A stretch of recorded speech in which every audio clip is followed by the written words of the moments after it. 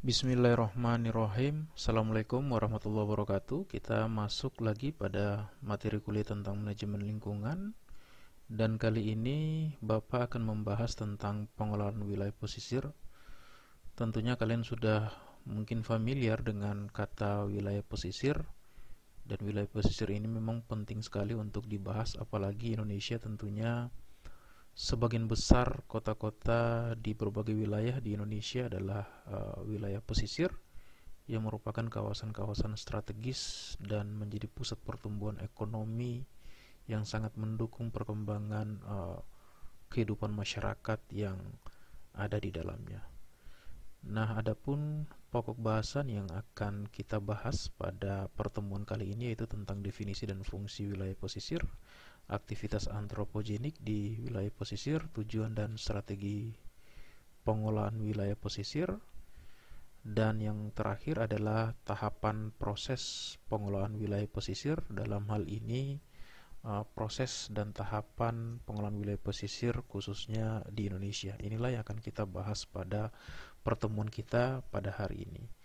Nah, kalau kita berbicara tentang wilayah pesisir ini sendiri merupakan wilayah perbatasan antara daratan dan lautan seperti yang terlihat pada gambar, di mana batas di daratan dikatakan wilayah pesisir adalah daerah yang tergenang maupun yang tidak tergenang yang masih dipengaruhi oleh proses alami di lautan seperti pasang surut, angin laut maupun intrusi garam. Itu berarti masuk wilayah daratan yang termasuk wilayah pesisir. Sementara di lautan, daerah yang dipengaruhi oleh proses alami di daratan seperti aktivitas sedimentasi, mengalirnya air tawar ke laut, serta daerah laut yang dipengaruhi oleh kegiatan-kegiatan manusia di daratan seperti pengundulan hutan dan pencemaran serta hal-hal lainnya. Itu merupakan batas imajiner dari suatu kawasan pesisir. Nah, hal yang akan kita bahas pada pembahasan tentang pengelolaan wilayah pesisir adalah kita mengidentifikasi habitat esensial dan habitat yang paling penting di wilayah pesisir, yaitu perairan payau atau estuari, hutan mangrove, kemudian padang lamun, dan terumbu karang. Setidaknya beberapa ekosistem inilah yang perlu diidentifikasi dan diketahui oleh kita bersama betapa pentingnya pengelolaan kawasan-kawasan ini sehingga ekosistem-ekosistem ini tetap memberikan manfaat. Nah, hal pertama yang akan kita bahas adalah perairan estuari. Tentunya kalian sudah banyak mendapatkan informasi di berbagai mata kuliah, misalkan ekologi umum dan beberapa mata kuliah lainnya tentunya sudah membahas hal ini. Nah, estuari sendiri adalah perairan semi tertutup yang berada pada bagian hilir sungai dan masih berhubungan bebas dengan laut serta menerima masukan air tawar dari daratan. Estuari juga merupakan badan air yang bergerak dinamis sebagai tempat bertemunya air tawar dari sungai dan air laut dari air asin dari perairan laut. Nah, perilaku estuari inilah yang sangat bergantung pada aksi pasang surut dan masuknya aliran sungai. Sehingga dengan demikian, organisme yang mampu hidup di perairan estuari itu adalah organisme yang tipikalnya urihalin atau mampu hidup pada kisaran salinitas yang luas. Estuari juga sangat dinamis, misalkan mempengaruhi kelimpahan dan keragaman ikan misalnya, karena memang estuari ini sebagai habitat transisi antara darat dan laut, sehingga dinamika perairan laut maupun sungai dan akan mempengaruhi estuari. Begitu juga dinamika estuari itu sendiri akan mempengaruhi kelimpahan dan biodiversitas ikan seperti yang terlihat pada gambar. Nah, fungsi estuari itu sendiri adalah fungsi biologis sebagai tempat memijah, mencari makan, dan tempat pembesaran bagi biota perairan, sebagai filter sekaligus perangkap sedimen sehingga membentuk lahan baru, dan fungsi kimia sebagai sumber bahan organik dan penjebak nutrien yang berasal dari limpasan sungai maupun laut, dan fungsi sosial ekonomi adalah sebagai pusat kegiatan manusia seperti pelabuhan, aktivitas perikanan, dan aktivitas-aktivitas pendukung lainnya. Kalau kita lihat di Indonesia, rata-rata pusat-pusat pertumbuhan di berbagai daerah itu pusatnya adalah di kawasan estuari. Karena kawasan estuari ini bukan saja menjadi pusat bertemunya ekosistem darat dan laut, tapi menjadi pusat bertemunya berbagai kegiatan masyarakat yang basisnya di darat maupun yang basisnya di laut. sehingga estuari ini menjadi hal penting, kawasan yang wilayah yang sangat penting untuk kemudian dikelola dengan baik. Nah, selain estuari itu sendiri, ada ekosistem spesifik di dalamnya yang dikenal dengan hutan mangrove. Pasti kalian juga sudah banyak memahami dan juga mungkin banyak mempelajari tentang hutan mangrove ini sendiri. Kita kenal bahwa hutan mangrove adalah hutan yang tumbuh pada tanah lumpur aluvial yang dipengaruhi oleh aktivitas pasang surut karena masih di wilayah estuari. Terdiri dari beberapa jenis pohon seperti Avicennia, Soneraceae, Rhizopora, Bruguiera, Syreops, sampai dengan Nipa. Nah, banyak ditemukan di daerah-daerah pantai, teluk yang dangkal, kawasan estuari, delta sungai, dan daerah-daerah pantai yang terlindung. Sehingga banyak sekali kawasan hutan mangrove bisa ditemukan di seluruh wilayah di Indonesia. Nah, vegetasi mangrove ini tumbuh disesuaikan dengan kemampuan masing-masing spesies, sehingga dia mampu bertahan pada kisaran salinitas yang berbeda dan substrat sedimen yang berbeda, sehingga membentuk zonasi sesuai dengan kemampuannya. Dan di dalam ekosistem ini sendiri terdapat fauna terestrial maupun fauna akuatik yang biasanya menjadi sumber penghidupan bagi masyarakat sekitar untuk mencari nafkah. Nah, betapa pentingnya kawasan ini jika dipertahankan, karena fungsinya banyak. Fungsi kimia, misalkan tempat terjadinya proses daur ulang untuk menghasilkan oksigen, kemudian penyerapan CO2 sehingga membantu menekan laju pemanasan global, kemudian pendaur zat hara dan penyuplai nutrien yang diperlukan oleh biota laut seperti yang terlihat pada gambar, dan pengolah bahan-bahan limbah hasil pencemaran industri dan kapal-kapal di lautan. Betapa pentingnya fungsi kimia hutan mangrove ini, sehingga memang keberadaan hutan mangrove di kawasan pesisir itu menjadi penting untuk dipertahankan, karena banyak fungsi yang bisa diperankan oleh ekosistem hutan mangrove ini. Selain itu juga ada fungsi biologis, ini menjadi penting untuk biota sebagai penghasil bahan pelapukan yang merupakan sumber makanan dan dasar rantai makanan berupa serasa, kemudian sebagai kawasan pemijahan, mencari makan, dan tempat pembesaran biota laut maupun biota perairan estuari, dan sebagai kawasan berlindung, bersarang, dan berkembang biak bagi burung maupun satwa liar lainnya yang banyak ditemukan di kawasan estuari yang merupakan kawasan pertemuan antara perairan tawar dan perairan laut. Nah, itulah fungsi biologis. Tadi fungsi kimia, sekarang fungsi biologis, dan dari fungsi biologis itu juga muncul fungsi-fungsi lainnya, katakanlah sebagai fungsi ekonomi, penghasil kayu bakar, arang, serta kayu untuk bahan bangunan, perabot rumah tangga, penghasil bahan baku industri, penghasil bibit ikan, udang, serta kepiting, dan kemudian fungsi dia akan mendukung fungsi sosial sebagai kawasan ekowisata. Banyak sekali kawasan mangrove yang dikembangkan sebagai kawasan wisata maupun sebagai tempat pendidikan, konservasi, penelitian, PKL mahasiswa maupun field trip. Kita yang melakukan field trip atau praktikum tentunya sangat membutuhkan kawasan-kawasan seperti estuari yang ada mangrove-nya, sehingga bisa mendukung pendidikan maupun penelitian dan konservasi yang memang sangat-sangat dibutuhkan. Itulah pentingnya kawasan ekosistem mangrove yang sehingga perlu dipertahankan kawasan ini. Selain itu, kita juga membahas tentang padang lamun. Kalau mungkin banyak dari kalian sudah juga mempelajari padang lamun, mungkin ada yang sudah lihat secara langsung atau ada yang belum. Tentunya padang lamun memegang peranan penting untuk bagaimana diperlukan prioritas untuk perlindungan. Ini adalah cirinya yang sudah kalian pahami, umumnya membentuk padang yang luas seperti padang ilalang di daratan, hidup di perairan dangkal dan jernih dengan sirkulasi air yang baik, dengan tipe substrat sangat beragam mulai dari berlumpur, berpasir, pecahan karang sampai dengan berbatu. Tingginya produktivitas organik dan hidupnya beraneka ragam biota seperti yang terlihat pada gambar. Ini menunjukkan betapa pentingnya vegetasi lamun membentuk padang yang luas, tidak kalah penting dengan ekosistem estuari maupun mangrove yang sudah kita bahas sebelumnya. Karena kenapa? Fungsinya juga banyak. Misalkan tingginya biomasa lamun itu sendiri sebagai penyerap pengikat sedimen dan nutrien. Kemudian lamun ini sendiri sebagai tempat daerah asuhan dan pembesaran bagi ikan maupun non-ikan. Dia mampu menyerap CO2 sehingga mampu menekan laju pemanasan global sebagai tempat alur migrasi ikan antar habitat mangrove, lamun, dan terumbu karang, maupun sebagai sumber makanan, sumber pakan bagi megafauna seperti penyu, dugong, dan sebagainya. Itulah pentingnya ekosistem ini untuk bisa dipertahankan di kawasan pesisir. Selanjutnya yang terakhir untuk kita bahas terumbu karang. Terumbu karang ini tentunya merupakan salah satu ekosistem pesisir di kawasan tropis yang memegang peranan penting dan mendukung kehidupan masyarakat yang ada di sekitar kawasan tersebut. Karena ekosistem ini sangat penting, di mana ini merupakan endapan masif kalsium karbonat yang dihasilkan oleh organisme karang pembentuk terumbu dari filum Cnidaria, ordo Sclerectinia. Ini tentunya sudah kalian dapatkan di mata kuliah tentang invertebrate.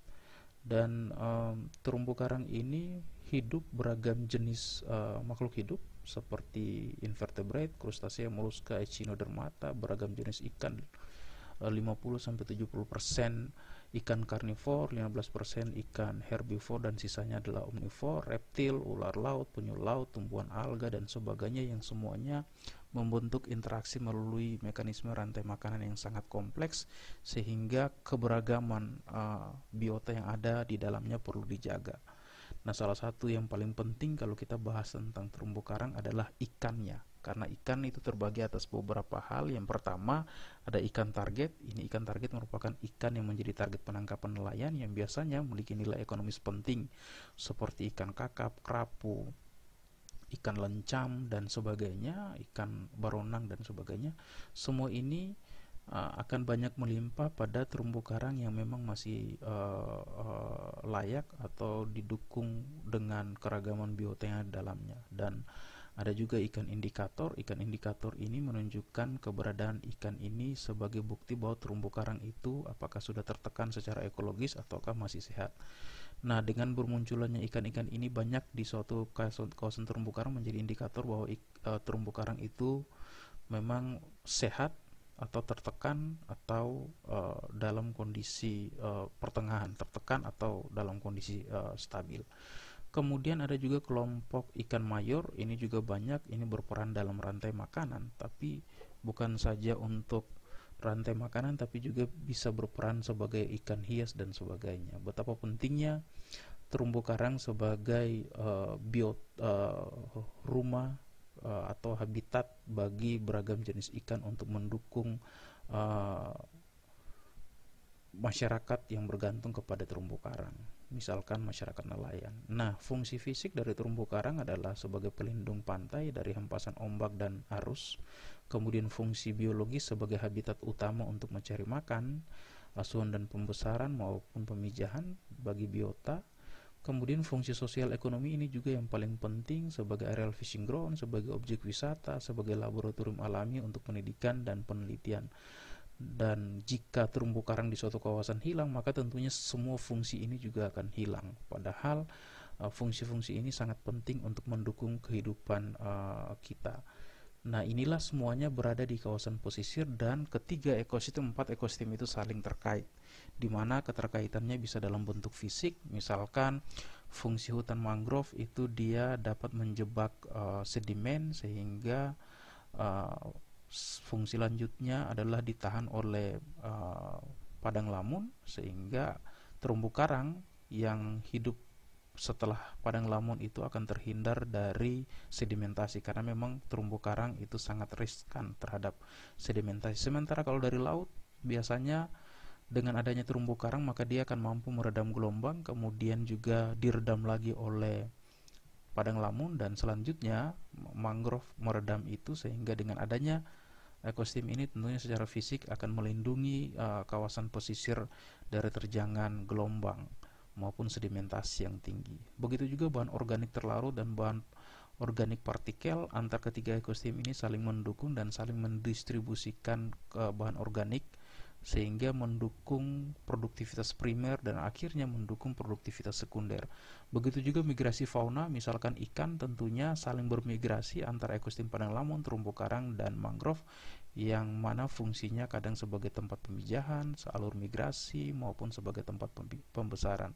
Sementara dampak lainnya adalah dampak manusia, kadang dengan merusak ekosistem mangrove maka ikut merusak padang lamun, begitu juga dengan merusak terumbu karang akan ikut merusak padang lamun dan mangrove dan sebagainya karena saling terkait.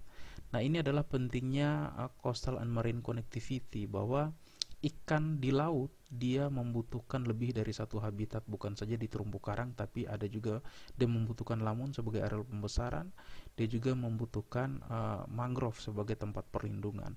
Sehingga jika salah satu ekosistem, misalkan seagrass, hilang, maka tentunya fungsinya sebagai areal pembesaran akan terancam. Begitu juga terumbu karang, jika terumbu karang rusak maka fungsinya sebagai tempat pemijahan juga akan mengalami hilang fungsinya itu. Begitu juga dengan mangrove. Jadi betapa pentingnya konektivitas ekosistem mangrove terkait dengan misalkan distribusi spasial ikan maupun biota-biota laut lainnya. Nah, aktivitas antropogenik di perairan estuari misalkan pembuangan sampah plastik yang tidak bisa terdegradasi, pembuangan limbah organik, pembuangan limbah dari aktivitas pertanian, peternakan yang mengandung nutrien yang tinggi sehingga dapat menimbulkan kesuburan yang berlebihan dan tentunya sangat tidak bagus bagi suatu perairan. Kemudian pembuangan limbah pertambangan dan industri yang mengandung logam berat itu tentunya sangat-sangat berbahaya. Jika ikan mengkonsumsi itu tentunya akan mengalami kematian atau bisa mengalami permasalahan melalui mekanisme rantai makanan jika terakhir manusia mengkonsumsinya, karena ada namanya bioakumulasi dan biomagnifikasi melalui mekanisme rantai makanan, sehingga yang tadinya logam berat terkontaminasi oleh ikan misalkan, lama-kelamaan juga bisa terkontaminasi oleh manusia yang mengkonsumsi ikan itu. Nah, itu aktivitas antropogenik yang merusak di perairan estuari. Begitu juga dengan mangrove.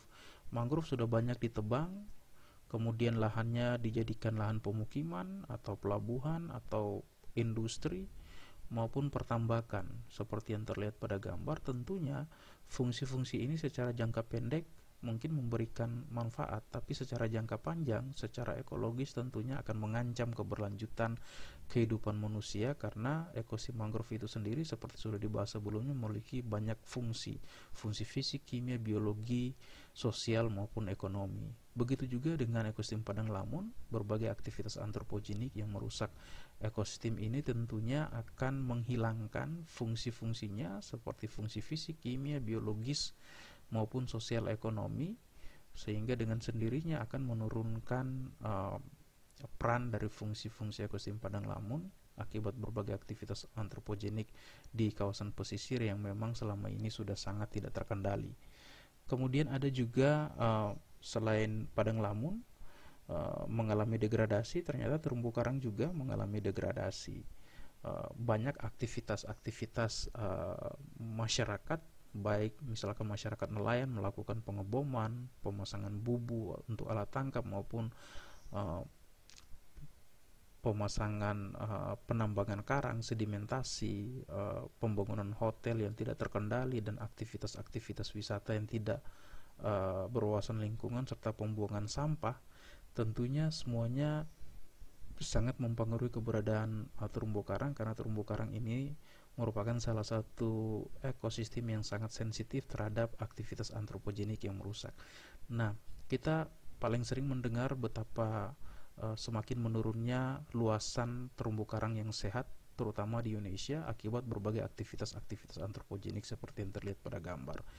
Nah, adapun penyebab degradasi wilayah pesisir yang meliputi estuari, lamun, mangrove, terumbu karang, itu semua itu karena pertambahan penduduk hingga dibutuhkan lebih banyak jalan pemukiman, kawasan industri dan pelabuhan, sehingga ikut mendegradasi kawasan-kawasan yang pesisir yang sangat potensial. Kemudian keuntungan jangka pendek seperti pembangunan tambak, ikan udang, tambak garam dan lainnya yang kemudian bisa merusak secara jangka panjang berbagai ekosistem yang ada. Kurangnya perhatian pemerintah terhadap kawasan pesisir yang selama ini kemudian rendahnya sumber daya manusia untuk bagaimana mengelola kawasan pesisir ini dengan baik dan benar, kemudian peraturan yang tidak jelas atau kadang tumpang tindih pemanfaatan, ego sektoral yang sangat tinggi antara industri, antara perhubungan, kemudian antara bidang konservasi, pertambangan, dan energi. Semuanya masing-masing punya perencanaan sendiri-sendiri yang pada saat diimplementasikan tentunya bentrok. Dari bentrok sektoral inilah yang kemudian yang sangat dirugikan adalah kawasan pesisir itu sendiri. Dan yang berikutnya adalah lemahnya penegakan hukum yang terkait dengan kerusakan lingkungan di kawasan pesisir. Mungkin sekarang ini berbagai persoalan-persoalan ini sudah banyak yang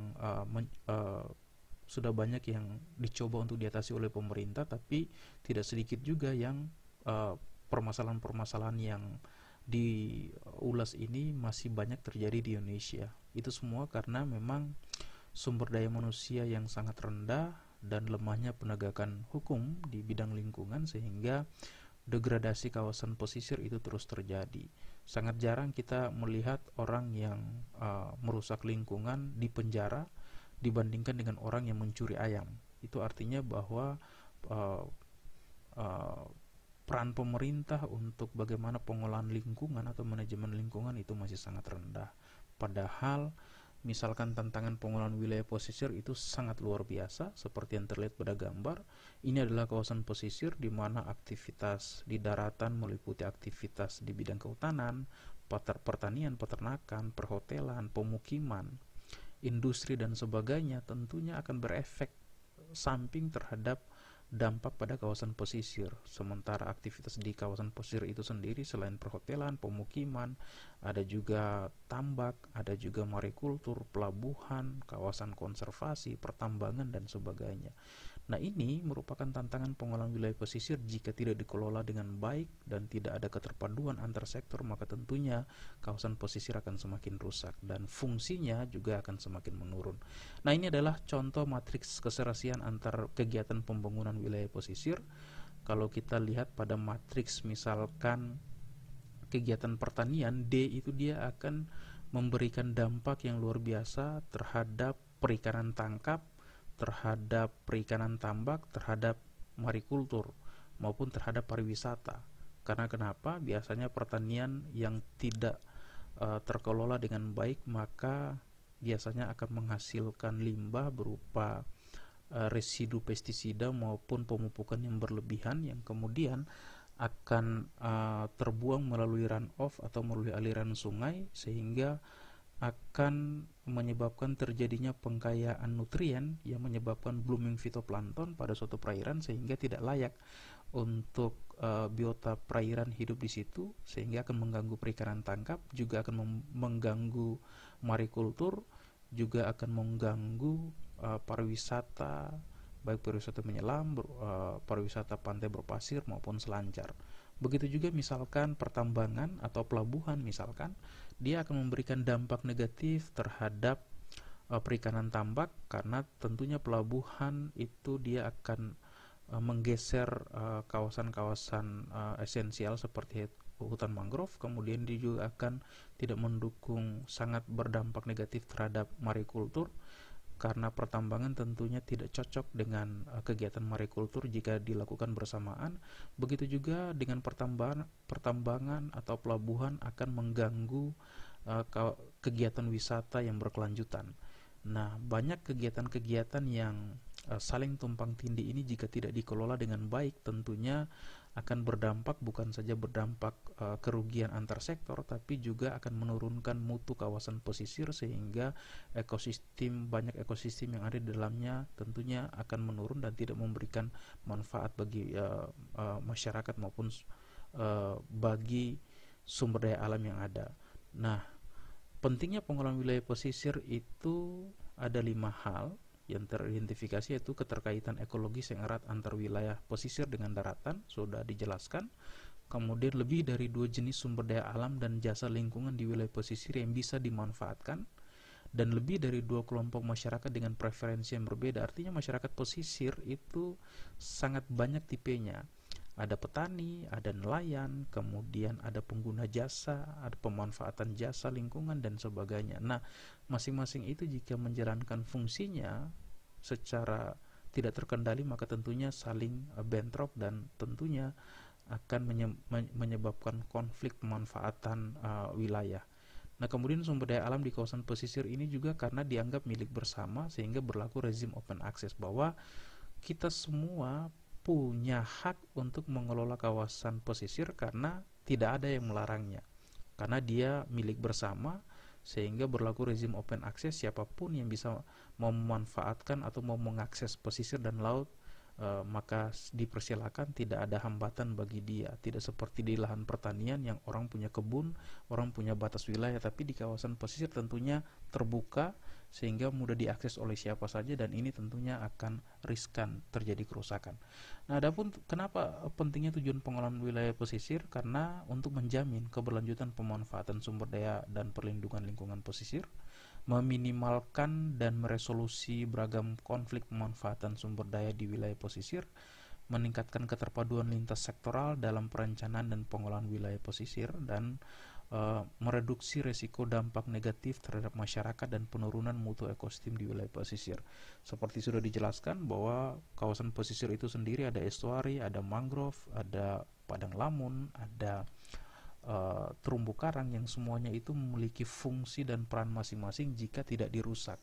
Sehingga dengan adanya pengelolaan wilayah pesisir dengan baik, maka tentunya dia akan mereduksi dampak negatif terhadap masyarakat maupun penurunan mutu ekosistem pesisir yang kemudian akan berdampak kepada masyarakat dan akan berdampak negatif terhadap menurunnya biodiversitas sumber daya alam yang ada di dalamnya. Itulah yang perlu dihindari sehingga pentingnya pengelolaan wilayah pesisir. Dan kalau kita berbicara tentang pengelolaan pesisir, berarti kita berbicara keterpaduan. Karena pengelolaan wilayah pesisir terpadu adalah proses pengelolaan yang memadukan antara pemerintah dan masyarakat atau multi stakeholder, ilmu dan manajemen, sektor dan kepentingan publik ke dalam perencanaan dan pemanfaatan yang bertujuan untuk mempertahankan fungsi dan integritas ekosistem dan memperbaiki kualitas sumber daya alam dan jasa lingkungan sehingga meningkatkan kualitas ekonomi, sosial masyarakat dan berbagai pemangku kepentingan atau stakeholder. Itulah esensi atau pentingnya pengelolaan wilayah pesisir secara terpadu. Nah, kenapa butuh keterpaduan? Karena tentunya banyak sektor, banyak kepentingan yang ada di dalamnya, sehingga dengan terpadu berarti masing-masing kepentingan itu bisa diakomodir dengan baik. Ada sektoral, vertikal, horizontal, ada pemangku kepentingan pemerintah, Pemda, pihak swasta, ada ilmu dan manajemen. Berbicara tentang pesisir berarti berbicara tentang ekologi, oceanografi, keteknikan, sosiologi, ekonomi, budaya dan sebagainya. Kemudian wilayah, ada wilayah daratan, pesisir dan laut yang masing-masing punya kepentingan tersendiri sehingga perlu keterpaduan. Nah, kalau kita berbicara tentang keterpaduan maka harus ada zonasi seperti yang terlihat pada gambar sehingga tidak tumpang tindih seperti gambar yang sebelumnya, bahwa perlu ada zonasi yang jelas di mana daerah penangkapan, di mana daerah konservasi, di mana daerah wisata, di mana daerah pemukiman dan sebagainya. Kalau semuanya ditata sesuai dengan zonasi, sesuai dengan peruntukannya, maka diharapkan tidak terjadi tumpang tindih pemanfaatan wilayah pesisir di suatu kawasan. Nah, inilah yang penting, perlu ada keterpaduan dan perlu adanya zonasi. Kalau kita berbicara tentang tahapan proses pengelolaan wilayah pesisir, mulai dari perlu adanya identifikasi dan pemetaan isu pengelolaan wilayah pesisir, kemudian perencanaan pengelolaan wilayah pesisir, adopsi rencana pengelolaan wilayah pesisir, kemudian pelaksanaannya, dan terakhir adalah monitoring dan evaluasi. Proses ini dia terus berlanjut karena monitoring dan evaluasi itu sangat dibutuhkan. Bisa jadi 5 tahun pelaksanaan akan berbeda dengan 10 tahun pelaksanaan, sehingga tentunya perencanaan akan terus dilakukan dan terus dilakukan evaluasi sehingga pemanfaatannya bisa berkelanjutan. Kita ke yang pertama adalah identifikasi dan pemetaan dalam pengelolaan wilayah pesisir, adalah menilik potensi dan kondisi sumber daya dan lingkungan pesisir, mengkaji realitas sosial dan ekonomi masyarakat pesisir, mengkaji isu-isu pesisir dan pulau-pulau kecil serta kelembagaannya, kemudian mengidentifikasi hubungan sebab akibat antara kegiatan manusia dan proses alamiah dan kerusakan sumber daya pesisir dan pulau-pulau kecil, kemudian merumuskan arah strategi pengelolaan pesisir dan pulau-pulau kecil yang berbasis isu. sehingga tidak semua kawasan pesisir di Indonesia isunya sama. Tentunya masing-masing kawasan, masing-masing provinsi, masing-masing daerah memiliki isu-isu yang berbeda, sehingga hal awal yang perlu diidentifikasi adalah identifikasi dan pemetaan dalam pengelolaan wilayah pesisir. Setelah identifikasi barulah dilakukan perencanaan yang meliputi pelaksanaan penelitian ilmiah terhadap berbagai isu yang dipilih pada langkah pertama tadi, identifikasi masalah, kemudian mendokumentasikan kondisi awal pengelolaan wilayah pesisir dan pulau-pulau kecil, menyusun perencanaan pengelolaan, kemudian mempersiapkan SDM yang mumpuni untuk dan kelembagaan dalam pelaksanaan program, kemudian menguji strategi pelaksanaan program dalam skala kecil, tentunya perlu diuji sebelum diimplementasikan secara luas, dan yang terakhir adalah melaksanakan program pendidikan dalam penyadaran bagi masyarakat, karena masyarakat kita banyak yang belum paham karena tingkat pendidikan masyarakat juga masih rendah, sehingga kalau berbicara mengenai pengelolaan itu masih sangat sulit untuk diterima, sehingga proses pendidikan dan penyuluhan itu menjadi sangat penting dilakukan pada tahap perencanaan. Yang kemudian yang ketiga adalah adopsi pengelolaan wilayah pesisir, mendapatkan persetujuan pemerintah terhadap suatu perencanaan dalam proses penyusunan kebijakan, baik peraturan menteri, peraturan gubernur, peraturan bupati maupun wali kota, kemudian memperoleh penegasan resmi terhadap kebijakan atau rencana yang sudah disusun melalui peraturan daerah, dan memperoleh pendanaan yang dibutuhkan. Tentunya dalam implementasi pengelolaan wilayah pesisir tentunya butuh pendanaan. Ini merupakan masalah klasik. Jadi suatu rencana pengelolaan mau diimplementasikan dengan baik, perlu ada pengawasan, perlu ada pengelolaan, perlu adanya evaluasi, tentunya semuanya membutuhkan dana. Dan dana ini tentunya perlu dioperasionalkan dengan baik sehingga pemanfaatan dan perencanaan wilayah pesisir itu dapat terimplementasikan dengan baik. Yang keempat adalah pelaksanaan rencana pengelolaan wilayah pesisir yang meliputi pelaksanaan mekanisme koordinasi antar lembaga, antar stakeholder untuk mengurangi untuk mengurangi konflik, kemudian pelaksanaan peraturan dan prosedur pengambilan keputusan, penguatan kapasitas pengelolaan program, tentunya program-program pengelolaan itu perlu dikuatkan, membangkitkan, mendorong atau meningkatkan partisipasi kelompok stakeholder, bukan saja masyarakat nelayan, tapi juga seluruh stakeholder, pemerintah desa, pemerintah daerah, pemerintah pusat maupun pihak swasta itu harus ditingkatkan untuk bagaimana meningkatkan partisipasi mereka, kemudian menjaga agar partisipasi program tetap berada dalam agenda publik dan memantau kinerja program dan kecenderungan yang terjadi pada lingkungan sosial. Nah, itu adalah tahapan yang keempat. Kemudian tahapan yang kelima atau tahapan yang terakhir adalah monitoring dan evaluasi pengelolaan wilayah pesisir. Pelaksanaan monitoring dan evaluasi pengelolaan wilayah pesisir dan pulau-pulau kecil sebagai pembelajaran untuk program pengelolaan berikutnya. Karena tentunya misalkan yang tadi Bapak katakan bahwa 5 tahun pengelolaan akan berbeda dengan 10 tahun dan akan berbeda dengan 20 tahun dan sampai dengan 30 tahun. Tentunya betapa dinamis dan kompleksnya suatu persoalan sehingga perlu adanya monitoring dan evaluasi sehingga bisa mengetahui dampak program pengelolaan secara ekologis, secara sosial dan ekonomi, kemudian proses pelaksanaan program pengelolaan, desain program pengelolaan, dan pengembangan program pengelolaan. Semua ini dapat berjalan jika dapat dijalankan dengan baik, maka diharapkan pengelolaan kawasan pesisir bisa terpadu dan bisa dilakukan dengan baik sehingga kawasan-kawasan ekosistem seperti lamun, estuari, mangrove maupun terumbu karang dapat dikelola dengan baik sehingga diharapkan dapat terus berkelanjutan pemanfaatannya.